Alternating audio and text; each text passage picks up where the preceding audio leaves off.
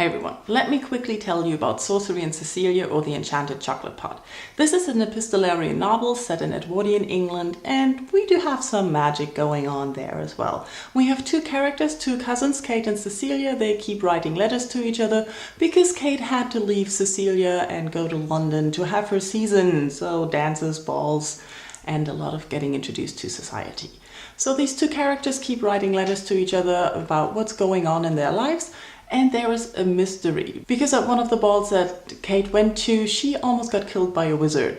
And so of course they are getting curious and want to invest the mystery. There are also two men, James and Thomas, who are friends, who are trying to stop those two girls from interfering and trying to protect them. Thomas is a wizard and James is not. So the story evolves on both sides. We have Kate and Thomas trying to solve the mystery, and Cecelia and James on the other side also working on that same direction.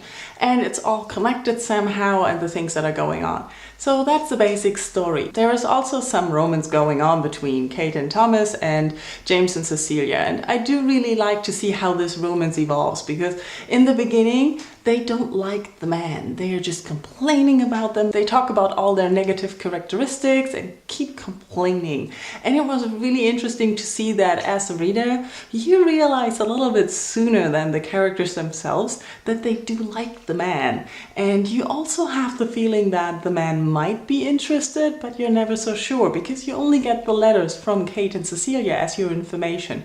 So of course you have flawed basic knowledge.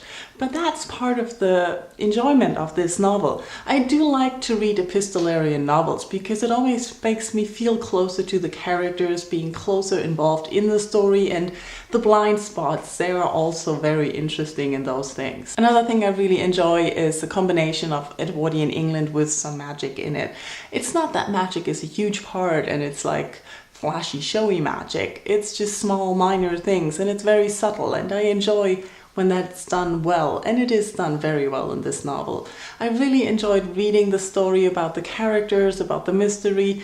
It's nothing too mysterious or too romancy. It's a nice fluffy read, and it was just what I felt like last weekend. I flew through this novel in 2 days, and this is very rarely for me because I don't have that much time to read in one go normally, and I can find it sometimes very easy to put down a book and take a break. But with this one, I just couldn't stop. I was so in the story, I was so with the characters, I wanted to know what's going to happen next, and I loved this. And an interesting point about the novel is something that I found out after finishing it, is that this novel was actually written in letters by those two authors. They played this letter game where you sent someone a letter and you said the story, and then the person replies and gives you more. So the story evolved with each letter without anyone really knowing where the other person was going with their story.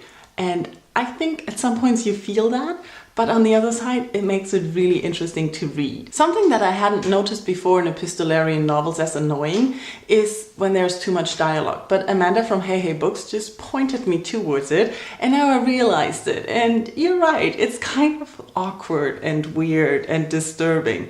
But it's still a nice novel, and I still enjoyed it, and I can recommend it to anyone who really likes some Jane Austen style of writing with some magic and who's open for some fantasy. If you have read the book, tell me in comments what you thought of the novel, and if you haven't, just go and read it. It's nice and fluffy.